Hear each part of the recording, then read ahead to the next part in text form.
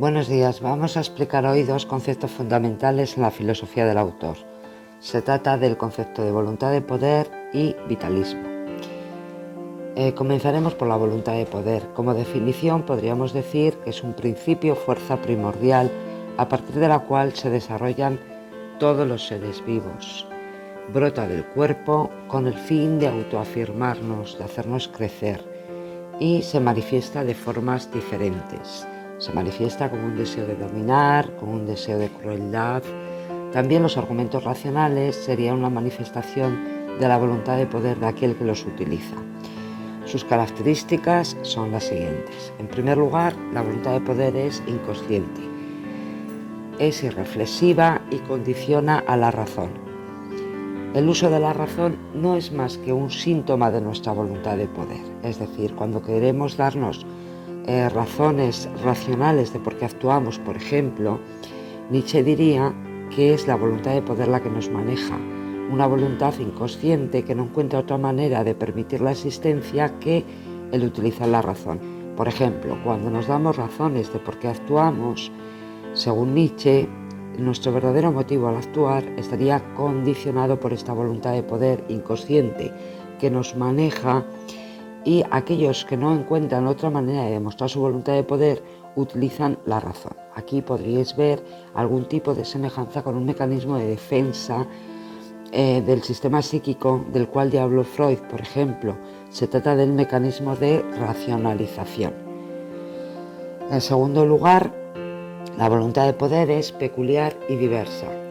Con esto queremos decir que es diferente en cada persona y distinta en su manera de manifestarse. En tercer lugar, y como características muy importantes, la voluntad de poder exige de resistencia. Existe que se le oponga un adversario para manifestar su fuerza, su poderío, su brío, y por tanto necesita del dolor. ¿Qué queremos decir con esta característica? Bien, pues para crecer es necesario, según Nietzsche, una sensación desagradable, una sensación de dolor, tener un fuerte opositor. En sus textos pondrá como ejemplo el ejemplo del político. El político que tiene un opositor fuerte, con una voluntad de poder fuerte, si es un buen político para Nietzsche, puede demostrar mejor su voluntad de poder, porque puede demostrar toda su valía. En esta característica podéis ver una diferencia importante con la voluntad de vivir de Schopenhauer, que intentaba eliminar todos los aspectos negativos de la vida huyendo de ella. Nietzsche, en cambio, la voluntad de poder, a diferencia de la voluntad de vivir, no pretende eliminar los aspectos negativos de la vida. Al revés, se crece con el dolor, se crece con la resistencia. El que de verdad es fuerte, en el sentido de que tiene una voluntad de poder fuerte, cuanto más obstáculos encuentra en su camino, más ocasiones tiene de demostrar su voluntad. En cuarto lugar, la voluntad es creativa, es libre. Con esto Nietzsche quiere decir que se necesitan crear valores nuevos, valores que estén basados en el cuerpo y no en la razón. Vamos a pasar ahora a definir qué es el vitalismo. Nietzsche es un autor vitalista. El vitalismo establece la vida como una realidad radical. Es una doctrina contraria al racionalismo.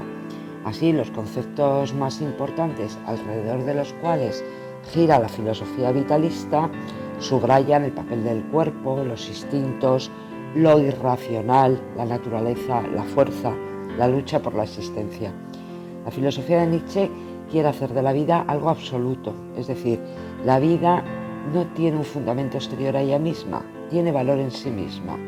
Y en este sentido tiene un ámbito de alegría y un ámbito de dolor, un ámbito de creación y un ámbito de destrucción.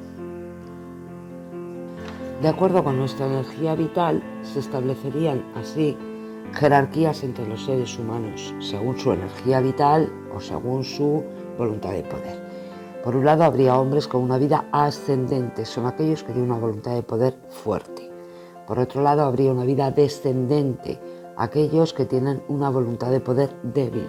Pero en ambos casos, la vida sigue siendo vida y sigue siendo la realidad radical. ¿Cómo distinguir una vida ascendente de una vida descendente? Según Nietzsche, se trataría de, primero, el afán de superación. La vida ascendente se demuestra cuando se es capaz de resistir aquello que se nos opone. Ya he puesto antes el ejemplo de un buen político, un político capaz de resistir a un buen opositor. Por su relación con el dolor. El dolor para Nietzsche no es insatisfacción. El dolor para una vida ascendente, para una voluntad de poder fuerte, constituye un estímulo. Y en tercer lugar, por su trato con los instintos. Los instintos son entendidos por Nietzsche como pasiones, como impulsos vitales.